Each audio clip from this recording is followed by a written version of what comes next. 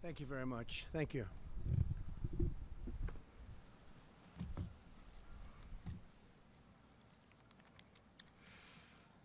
Today I'd like to provide you with an update in our war against the coronavirus. Thanks to our comprehensive strategy and extraordinary devotion to our citizens, we've had such tremendous support all over. We continue to see encouraging signs of progress.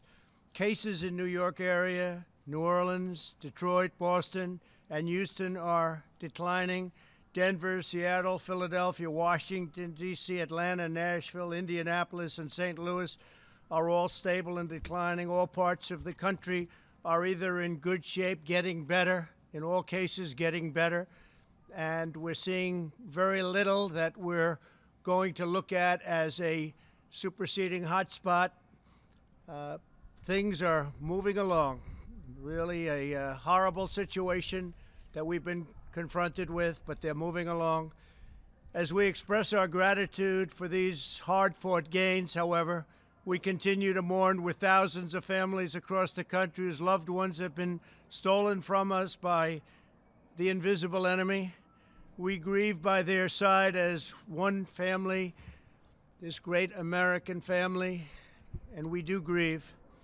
We also stand in solidarity with the thousands of Americans who are ill and waging a brave fight against the virus.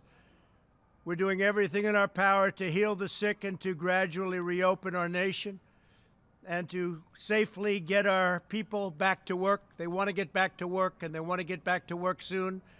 There's a hunger for getting our country back, and it's happening faster than people would think.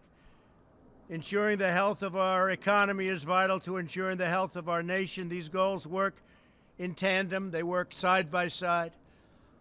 It's clear that our aggressive strategy to slow the spread has been working and is saving countless lives. For those who are infected, we've taken unprecedented action to ensure they have the highest level of care anywhere in the world. The federal government has built more than 11,000 extra beds, shipped or delivered hundreds of millions of pieces of personal protective equipment, as you know. In fact, some of the people here are going to be talking about it, some of our greatest executives, some of the greatest anywhere in the world, and distributed over 10,000 ventilators. And we now have, in a very short period of time, many have been delivered and hundreds of thousands are being built. And frankly, every governor has more ventilators right now than they know what to do with. They're actually shipping them to different locations, and we're shipping some to our allies and others throughout the world because we have ventilators. Like the job that they've done in getting this very complex piece of equipment built is actually incredible. You don't hear about ventilators anymore except in a positive way. We've launched the most ambitious testing effort, likewise, on Earth. The United States has now conducted more than 5.4 million tests, nearly double the number tested in any other country, more than twice as much as any other country. Think of that. Moments ago, I came from a meeting with some of our nation's largest retailers, including Walmart, Walgreens, CVS, Rite Aid, and Kroger. We're joined by the leaders of those great companies, and we also have with us the leaders from the world's top medical diagnostics companies and suppliers, Thermo Fisher, LabCorp, Quest, U.S. Cotton, and the American Clinical Laboratory Association. These are great companies.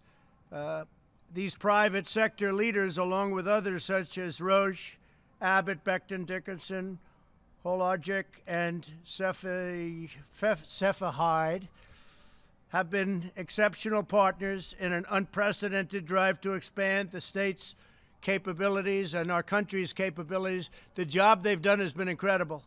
The testing that's been developed and being developed right now has been truly an amazing thing. I want to thank Abbott Laboratories for the job they've done. I want to thank Roche, and in particular, those two have really stepped forward. Abbott with a 5-minute test that people can take, and in 5 minutes they know what the answer is. I'd like to ask, if I could, the executives of these great companies, and they are They have really helped us a lot over the last 45-day period. We're talking about a 45-day period when many of us met. And since then, what Walmart and the others have done has been nothing short of amazing. So I just want to ask them to come forward and say a few words about their company. Plus, they're going to make a big contribution to our country. Please, come forward, please. Thank you. Come on up. Thanks. Thanks very much. Thank you, Mr. President, and thank you for all of you for being here today. And what we'd like to talk about is the progress we made. The last time we were here was March 13th, and we've made tremendous progress. And none of that progress could be made without the 47,000 people at Quest Diagnostics that are working around the clock on working up the test and running the test and delivering the results that we need. As far as results, we've made tremendous progress. We are currently at Quest Diagnostics testing about 50,000 tests per day. We've been pushed by the task force to bring up that number. By the end of May, we'll have 100,000 tests per day, about 3 million tests, and these are the molecular tests that we do today. We've also brought up serological testing. We started that this past week, and by the end of May, we'll be close to 250,000 a day, about 7,000 a month. So you put those two numbers together, it's about 10 million tests by the end of May that we'll be doing at Quest Diagnostics. We're doing that also in a quicker way. Turnaround times were somewhat of an issue. At the early days, we've reduced that to 1 to 2 days. Our turnaround time for people in beds, hospital beds, is less than 24 hours. And we're doing that in the same way we've done it with the FDA and with CLIA, delivering the quality that you all expect. And convenience will improve as well with convenient solutions that will be able to swab individuals more easily and also deliver to consumer, the ability to have consumers choose a test online with a telehealth provider. So with that, I'd like to offer my colleague the podium as well.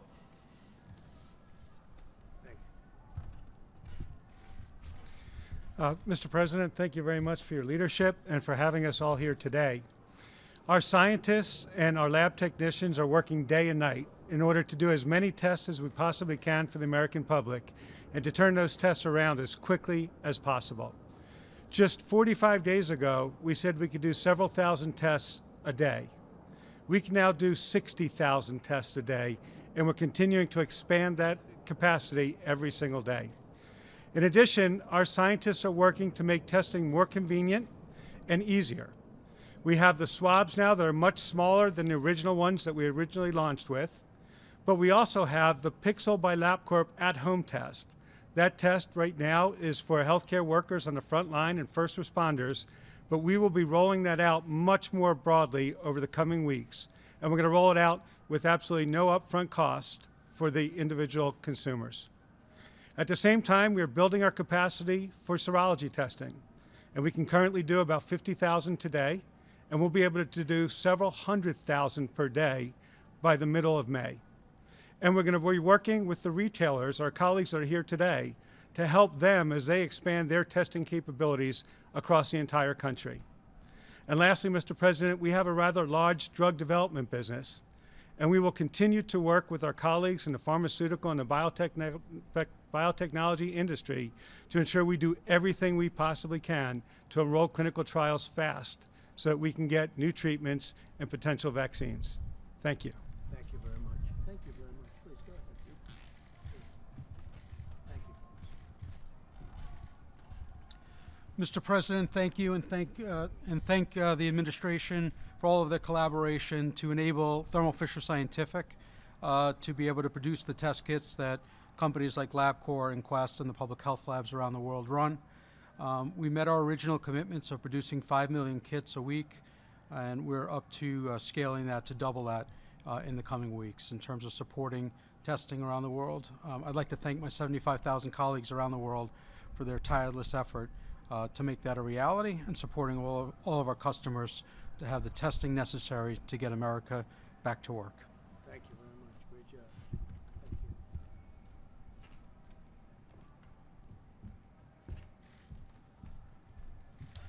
Thank you. Thank you, Mr. President. I'm John Nims with U.S. Cotton, and we are the company that is going to produce the swabs to be used in these testing kits. We have about 1,200 people in our company, and in our Cleveland operation, they have pivoted from, as you've said, the Q-tip style swab to a swab that's going to have a plastic stick with a polyester tip so that they can be assembled into these kits. Our Cleveland team has done a wonderful job with this, and they're very excited to be able to help in this effort. So thank you, Mr. President. Thank you very much. Great job.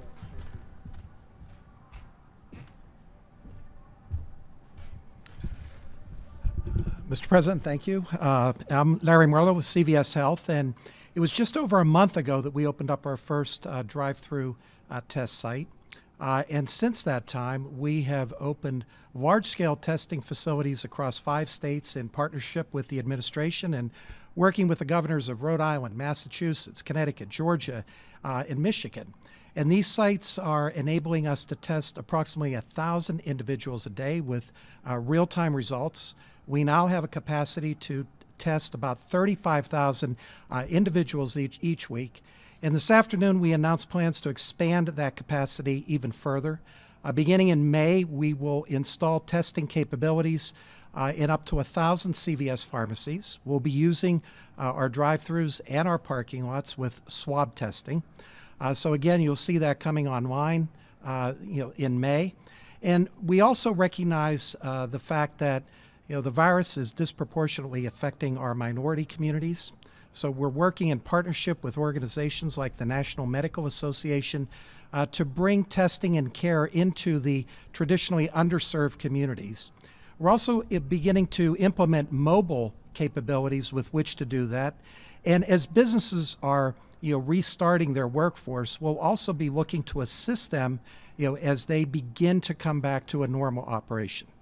And finally, as my other colleagues, I just want to thank my CVS colleagues. They have done a phenomenal job in terms of helping people in many different ways, all across communities in the country. And they're part of this army of healthcare professionals and front store and first line supervisors and workers that are doing terrific things to bring our country together. And for that, we owe them a huge amount of gratitude. Thank you. Thank you very much. Great job.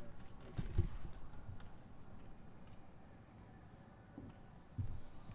Thank you, Mr. President. Appreciate the invitation to be here today. And it was just 45 days ago when we were here. I'm Richard Ashworth. I oversee Walgreens in the U.S. And I just want to start off, Larry, like you, thanking the over 200,000 Walgreens team members who are in stores every day all across America taking care of our patients and our customers, giving them essential daily needs, the prescriptions, obviously, that they need, and even COVID testing while we're here. We also announced today we'll be expanding our testing capabilities across all states, including Puerto Rico.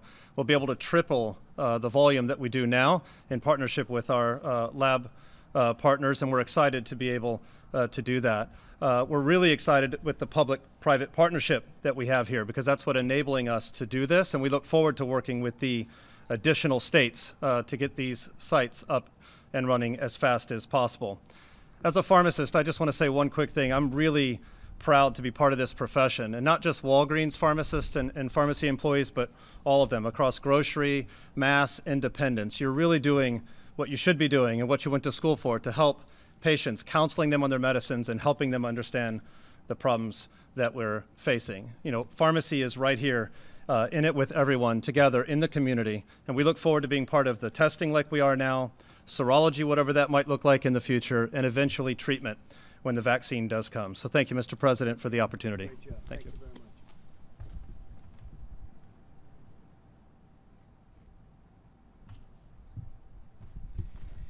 Thank you, Mr. President. Thank you, Mr. Vice President. We appreciate all you're doing to get America back to work and doing it safely. I represent Kroger, and my name is Rodney McMullen. And I am so proud of our nearly 500,000 associates that are doing everything every day to keep customers safe and our associates safe. And one of the things that we were able to do is provide the basic practices we're doing. We call it Blueprint. And it's the things that all of us can learn from on how to get America back working. We also announced earlier today continuing to accelerate our practice on testing. We are actively engaged in 6 states. In the next couple of weeks, we'll take that to 12 states. and the number of tests that we do continues to grow faster than that. Together we will win. Together we will solve this problem and move on. America is always great. Thank you again. Thank you very much.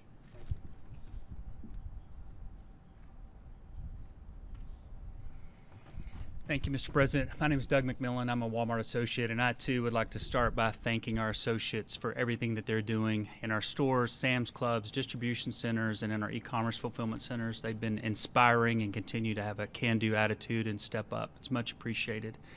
We started 45 days ago, as did everyone else, and we've been operating sites for a while now. We're now up to 20 sites across 11 states. By the end of next week, we'll be to 45, and by the end of May, we'll be at 100. We also, a few weeks ago, Vice President Pence and I were in a distribution center in Virginia, a food distribution center. He was kind enough to come and thank our associates for us there, which is much appreciated. And the President and Vice President were speaking on the phone about surgical gowns, and the President asked if we could put in an order for millions of surgical gowns, and we don't normally buy those, so I wasn't sure if we were going to be able to do that. But I'd like to thank our apparel team and McKesson in particular for partnering with us. We've been able to, in the month of April, secure an additional 2.5 million surgical gowns. And by the end of May, we'll have an additional 6 million available to help. So thank you for the opportunity to serve and for being here. Great job. Thank you.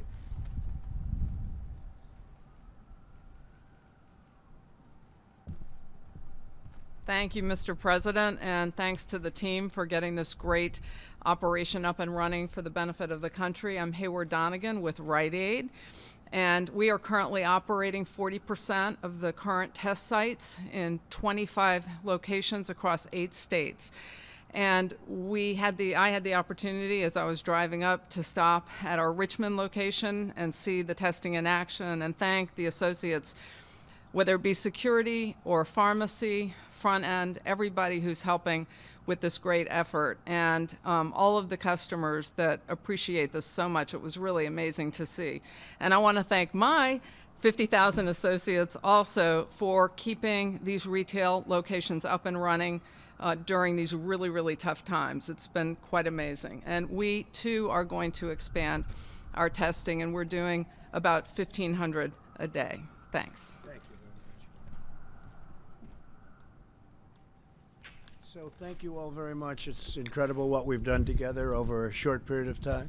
I want to thank our Vice President for the task force and the work. Every day it gets better, and we had a fantastic call with the governors today.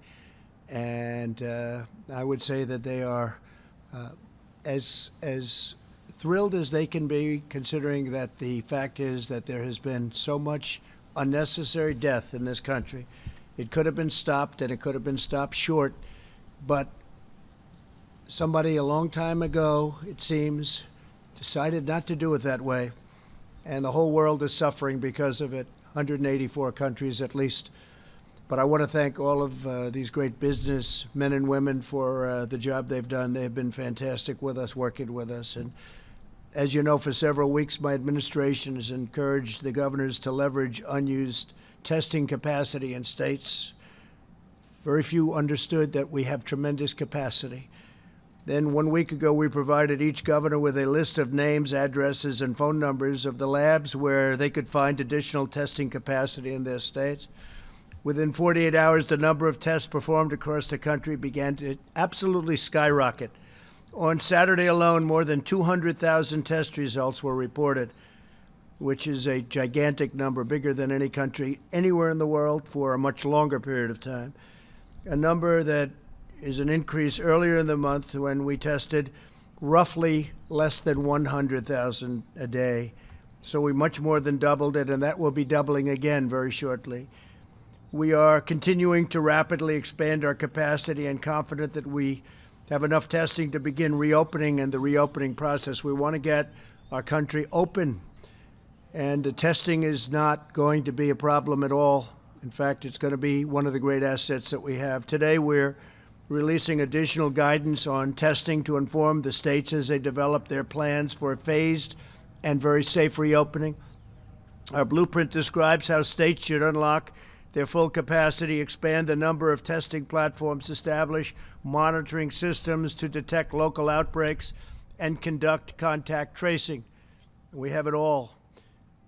Other countries are calling to find out what are we doing and how do you do it, and we're helping them. We're dealing with a lot of countries, helping them on testing, just like we did on the ventilators.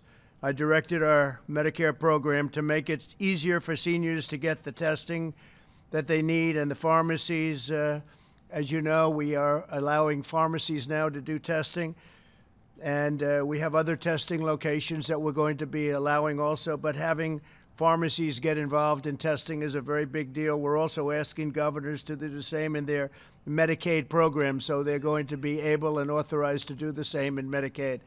So that's a big deal. So we're deploying the full power and strength of the federal government to help states, cities, to help local government get this horrible plague over with, and over with fast. There's tremendous energy in our country right now. There's energy like people haven't seen in a long time, a spirit that they have not seen, and we're doing very well, considering what happened to us, and considering if you look at what happened to others.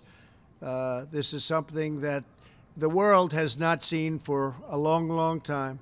You can probably go back to 1917, where it was a terrible period of time. You all know what happened in 1917. That's over 100 years ago.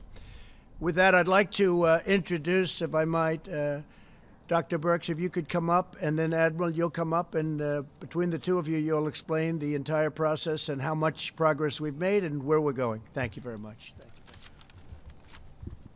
Thank you, Mr. President. So the blueprint lays out the roles and responsibilities to enhance our partnership between the private sector and the public sector, bringing together state and local governments with the federal government to ensure that we can accomplish and achieve our core principles and objectives. We can have the first slide. The core elements of the testing plan include both three elements: robust diagnostic testing plans developed in partnerships with state, and I just really want to thank the governors and the health officials, both at the state and local levels, who've been working with us day and night to work through these issues, and also all the laboratory directors in many of the states, as well as the American Society for Microbiology, who've been working with us to ensure that the plans were efficient and effective. Within the robust diagnostic testing plans, it was really unlocking the full capacity of the state, increasing the number of testing platforms. We now have multiple tests for different platforms, increasing the ability to collect samples, increasing testing and laboratory supplies, and ensuring that we work together to make sure that every client receives the tests that they need. This is added with timely monitoring systems. And what do I mean by that? It's systems where we bring together the ability to not only diagnose the symptomatic, but proactively and interactively work with individuals that we know are at higher risk. We've worked with states to look at where the outbreaks have occurred when they're not in the large metros, and we see that it occurs very often in places of closed settings among our Native Americans and among our long-term care facilities. So an active monitoring program that's active, integrated, and innovative. And then combining us with the third element, which is the rapid response program, relying on CDC to be working with state and local governments to ensure that every symptomatic case, and critically the asymptomatic cases, are quickly tracked and traced to ensure that we can not only control this epidemic but predict outbreaks before they expand. And then finally, the plan includes an approach of using science and technology to develop even newer platforms, more efficient testing, really ensuring that the antibody tests that are utilized and recommended by both FDA and CDC have high quality in predicting both exposure to the virus and antibody development. And then finally, working on innovative tests that could be high throughput and point of care, an antigen-based test, or a point of care expanded nucleic acid test. Thank you.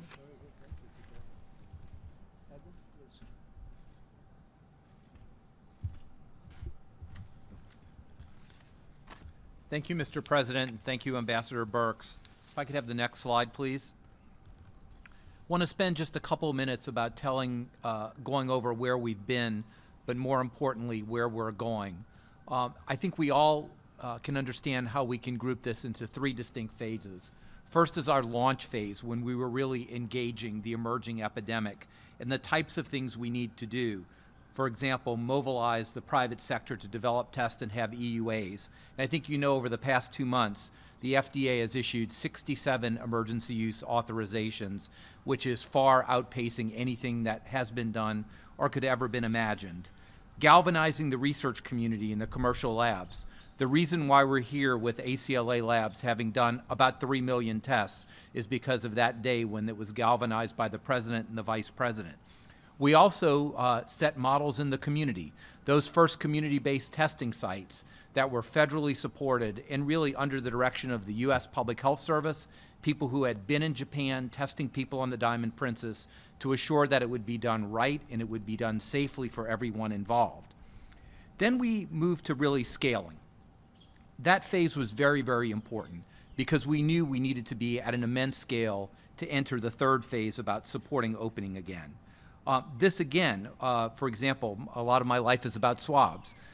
It was enhancing the production capability of a small company in Maine called Puritan that you'll hear a whole lot more about, that is sort of the swab provider for the country, but also because of the FDA actions and the actions of scientific community being able to broaden the types to spun polyester. So U.S. Cotton can now come in and start delivering within the next couple of weeks 3 million swabs per week of a different type. It also did things like expanding the community-based testing sites. Whereas we started small with the commercial partners, you see today, right now, we have 73 of this 2.0 sites going to 110. And very importantly, this demonstrated the model. And 68% of those sites are in communities of moderate or high social vulnerability, and 22% are in the highest social vulnerability communities, so that we can make sure the testing gets where it needs to be. You've just heard that that could be expanded to thousands of sites. And finally, stage 3, which is very exciting, coordinating with governors to support testing plans and rapid response programs. Over the past week, a multidisciplinary team from the White House, HHS, FDA, FEMA, has met virtually with multidisciplinary teams from every state, Puerto Rico and the District of Columbia, to understand what their testing aspirations are and to make sure that we can meet those demands. We're going to have another round of those calls this week, but as we talked about earlier today, we will be able to supply every state with the supplies and the tests that they need that will dramatically increase the number of tests we've done to this point. And just to give you an idea, the supplies that we will be providing to states, the minimum that we're supplying to states is approximately double in that month than the Republic of Korea has performed in the 4 months to now accumulated, to give you an idea of the amount of testing that we're going to be doing. So I'm very excited right now as we complete this ecosystem with the large reference labs, the LabCorp and Quest providing the very high throughput, large-scale testing, the galvanizing of the hospitals and academic labs that Dr. Birx has done by a machine-to-machine understanding and promoting that with the governors, and of course using point-of-care testing when and where that's very important to stop outbreaks or in remote areas like in the Indian Health Service or in Alaska. Thank you, Mr. President. Thank you very much. Thank you. Great job. Thanks, Brad. Okay, so with that, we're here to answer some questions. And Mike is up here also, so we'll answer. Steve, please go ahead.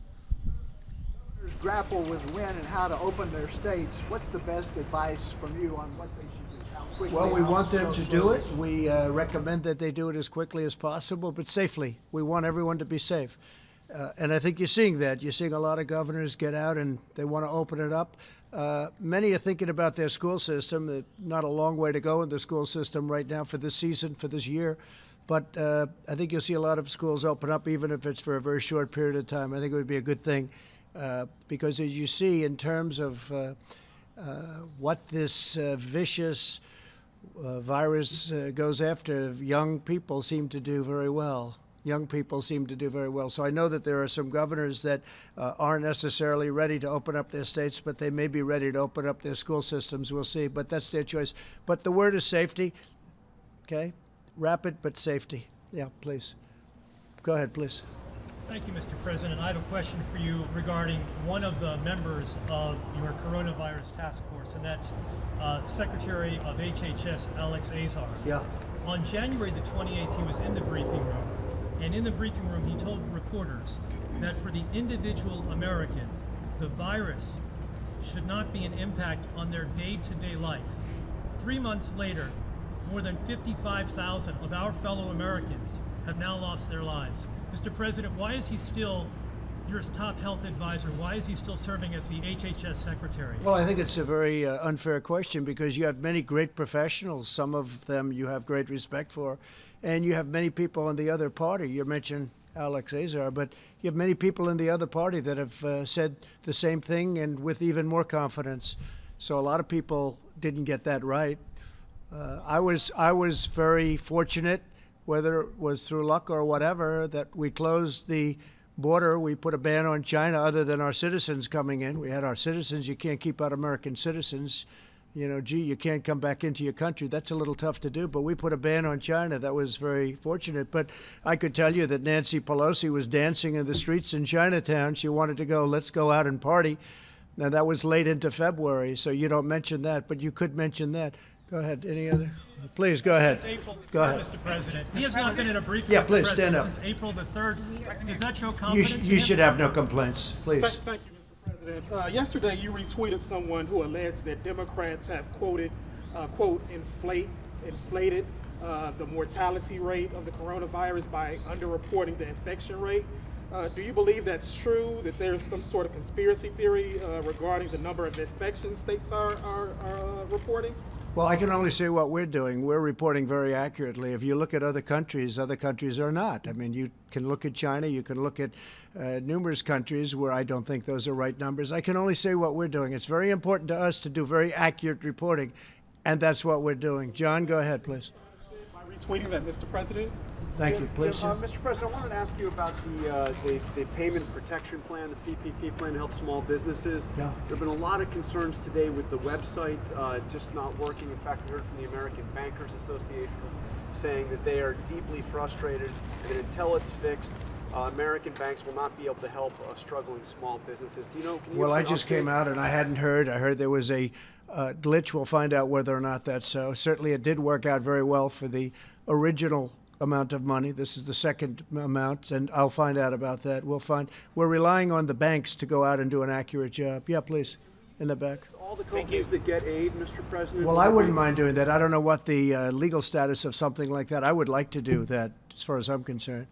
I'm not involved in that process, but I would certainly like to have it listed. I'd have to find out if there's a legal problem, but if there isn't, I would do it gladly. Please. Mr. President. Charlie Spearing from Breitbart News. And a majority of polls show that Americans blame China for the spread of the coronavirus, and yet they're taking advantage of the crisis to make the world more dependent on their supply chains. How do you hold China accountable, and how do you keep our country? Well, Charlie, there are a lot of ways you can hold them accountable. We're doing very serious investigations, as you probably know, and we are not happy with China. We are not happy with that whole situation, because we believe it could have been stopped at the source, it could have been stopped quickly, and it wouldn't have spread all over the world. And we think that should have happened. So we'll let you know at the appropriate time, but we are doing serious investigations. American businesses from relying on China for their supply chains. How do you fix that? Well, we've already discussed that, and especially having to do with medical supplies and others. If you looked prior to this virus, the deficit was coming way down under my administration because I put massive tariffs on China. We took in tens of billions of dollars, gave some of it to the farmers who were unfairly targeted by China. Nobody's ever done that before. We never took in 10 cents from China. Now, all of a sudden, I think you know very well, we've taken in tens of billions of dollars. I helped the farmers by giving them 2 years ago $12 billion, all coming from China, and we had plenty left over, too.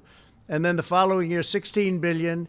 And this year, we're also going to help our farmers. But nobody's ever done a thing like that because they were targeted unfairly by China. So we're doing a very strong investigation, and we'll let you know what the result of that is. We should be able to get the answers to. Mr.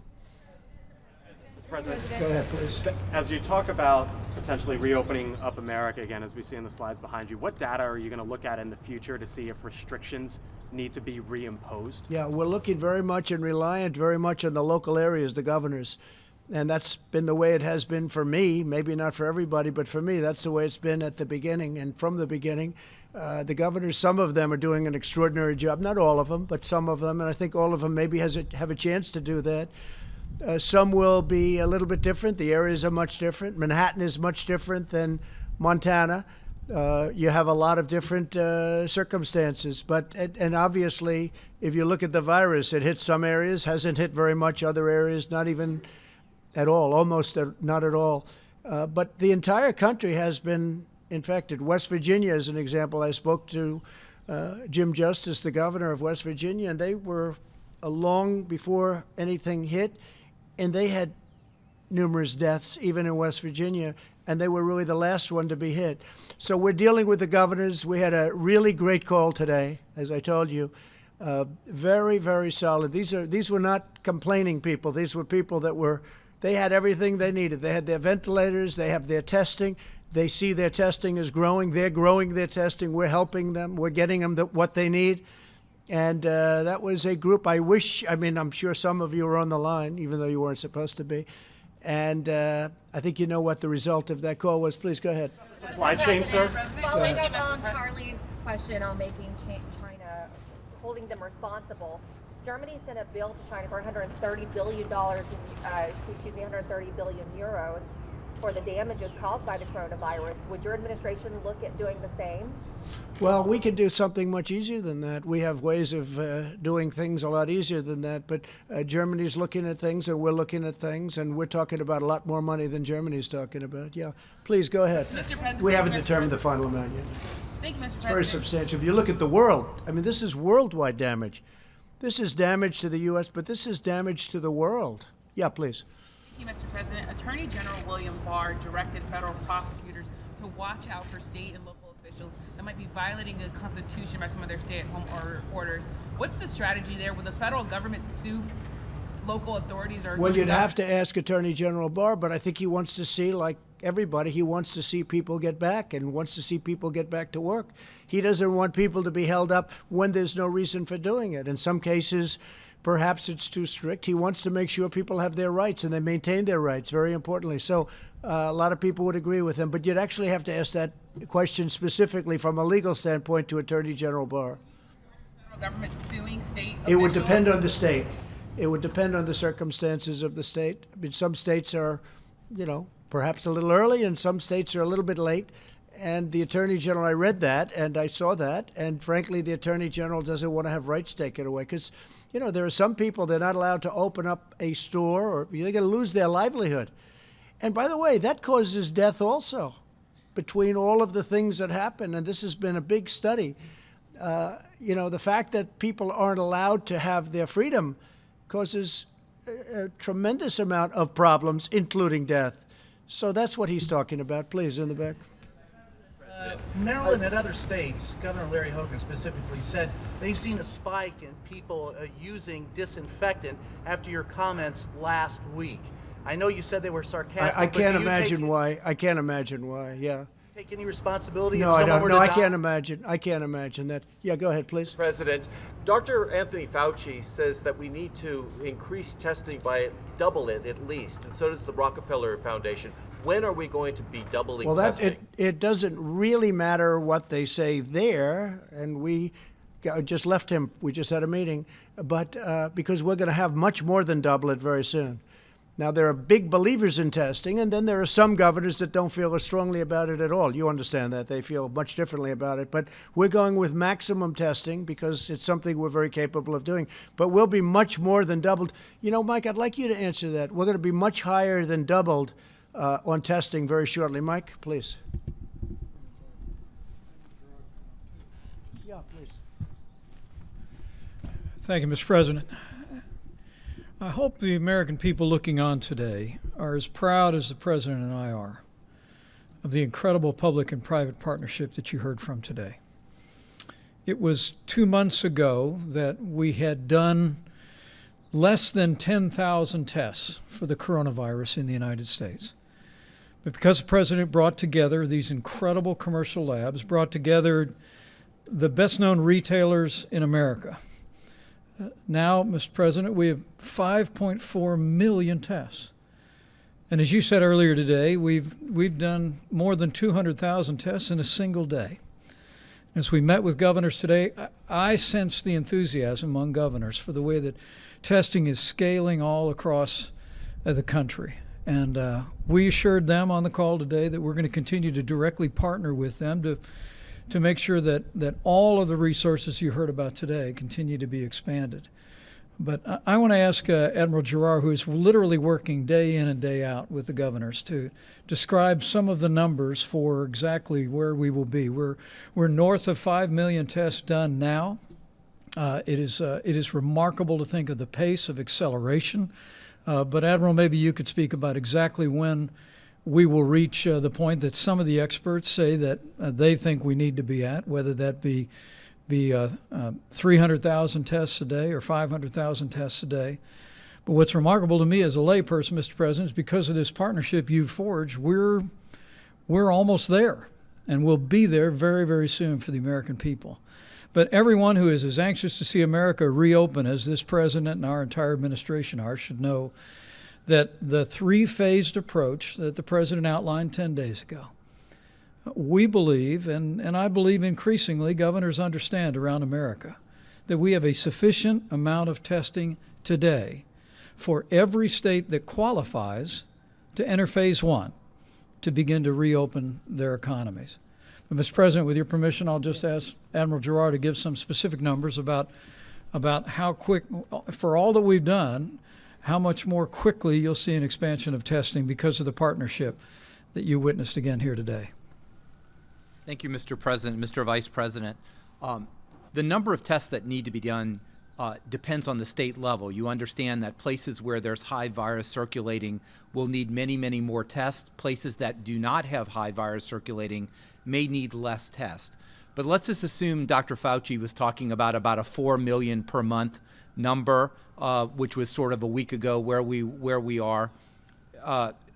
So we will, according to the governor's plans for next month, we will easily double that 4 million number. We will have over 20 million swabs that we're going to send out. We will have over 15 million tubes of media. We have all the tests matched machine to machine in a focused area. We've gone state by state and understand that. And this is not even including what you just heard, the 5 million per month tests by LabCorp and Quest, or the point of care test by Abbott, or all the other tests that are out there. So in May, we are going to be doing more testing in this country. And people talk about South Korea a lot. The states with the least amount of testing will double the overall cumulative number per capita that South Korea has done in 4 months, to give you that understanding. Go ahead, John. Sure, this sounds incredibly promising. Walgreens, CVS with the drive-through tests, the diagnostics agencies. But we sat here in the Rose Garden back on March 13, and these companies were here, some other companies were here. By my count, only 69 drive-through test sites have been set up by the companies that were here. I'm wondering if you, and of course, Mr. Vice President, back in early March, you said we'd be at 4 million tests by the following week. We're just now got there in the last few days. So what have you learned about what went wrong, a month and a half, or over the last month and a half or 2 months, and what's going to go right now? What lessons have you learned from the mistakes over the last month and a half or so? John, I appreciate the question, but it represents a misunderstanding on your part and frankly a lot of people in the public's part about the difference between having a test versus the ability to actually process the test. I mean, the truth was, when the president tapped me to lead the White House Coronavirus Task Force 2 months ago, we saw the production of lots of test kits going into the marketplace. But as the president has said many times, what he understood early on was the old system would never be able to process the tests at the massive volume that we would need in the midst of an epidemic. And that's why the president brought together these extraordinary commercial labs that you've heard from today, literally sat them down in the Roosevelt Room and said, we need you to turn all of your energies loose on doing the kind of high-speed testing that would be necessary for us to reach the numbers we're at today. And so there was no disconnect at all. There There were lots of test kits out there, Admiral, and frankly, there still are today. There are literally millions of tests that could be run in the old-style, slow laboratory that are still conducting tests today, whether it be at the CDC or at state laboratories. But what the President brought about with this public-private partnership has brought us to the point where we've done 5.4 million tests to date, and literally, you just heard that by next month we could be doing as many as 2 million tests a week all across the country to give the American people confidence that we can reopen and get our economy moving again. So when you said 4 million tests 7 weeks ago, you were just talking about tests being sent out, not actually being completed? I'm a little confused. John, I think precisely correct that in my first week on this job, we were informed that HHS, I believe IDT was the vendor, Admiral Giroir, that had distributed 1 million, was distributing another 4 million, and we believe they did. But again, those were tests that, frankly, but for the President's leadership, we'd still be waiting on those tests to be done in many cases, because they were tests that were designed to be run in the old laboratory model. But early on at the President's direction, we brought in these incredible commercial labs. We partnered with these extraordinary retailers. And now we stand here today, literally one day last week, more than 200,000 tests in a single day. About the time that we were making those comments, we'd done less than 25,000 tests in the entire country. But we've met this moment with American ingenuity, with the incredible companies that are represented here, and we couldn't be more proud. I think it's very important to know, and this you can get from any other country, I think, if they're being honest. Not only do we have the most testing in the world by far, but we have by far the best testing. OAN, please go ahead. Mr. President, thank you. As I'd like to switch gears and talk about General Flynn. There are reports circulating now that he may well be fully exonerated this week. If that were the case, is there any reason why you would not bring him back into the administration? I will only say this. I think that General Flynn is a wonderful man. He had a wonderful career, and it was a disgrace what happened to General Flynn. Let's see what happens now. But what happened to General Flynn should never happen again in our country. What happened to other people should never happen again in our country. What happened to your President of the United States should never again be allowed to happen. Go ahead, please. Mr. President, thank you. Today, one of your top economic advisors, Kevin Hassett, he said that the U.S. is likely to experience a 20 to 30% decline in the GDP in the second quarter, the worst since the Great Depression. Do you agree with that assessment? I don't know, but I can tell you the third and the fourth quarter in particular are going to be, I think, spectacular. We were talking about it with the executives. I think we're going to have a phenomenal third quarter. Nobody, except one country can be held accountable for what happened. Nobody's blaming anybody here. We're looking at a group of people that should have stopped it at the source.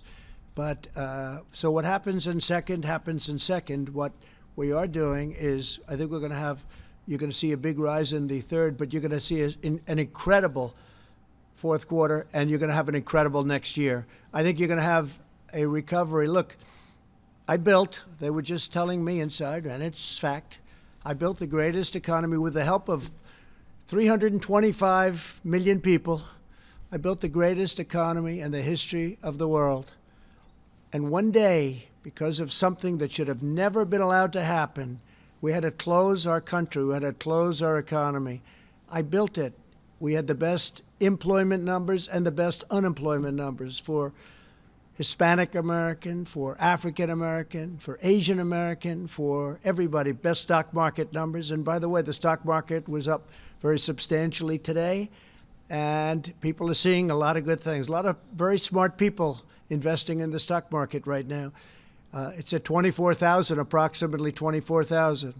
And if you would have said, with the tragedy that this country had to endure and go through, with all of the death and the people that died and were so badly hurt by what happened, and you can only say God bless them, but if you would have said that our country would be in the position we're now. We're ready to move forward. We'll never forget loved ones. We'll never forget these great people that sacrificed for a reason of incompetence or something else other than incompetence, what happened at a point where they could have protected the whole world, not just us, the whole world.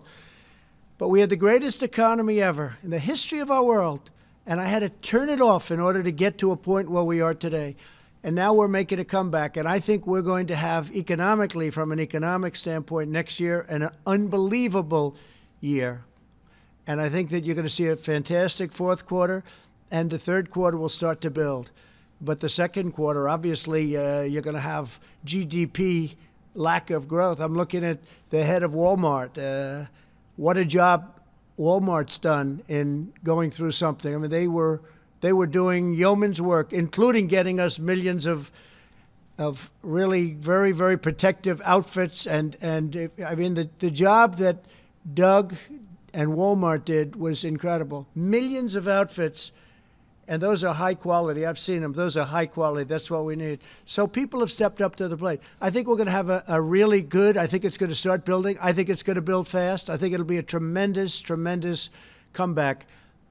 And, you know, so I say, I built the greatest economy with all of the people that helped me and all of the people in this country. We built the greatest economy the world has ever seen, and we're going to do it again. And it's not going to be that long.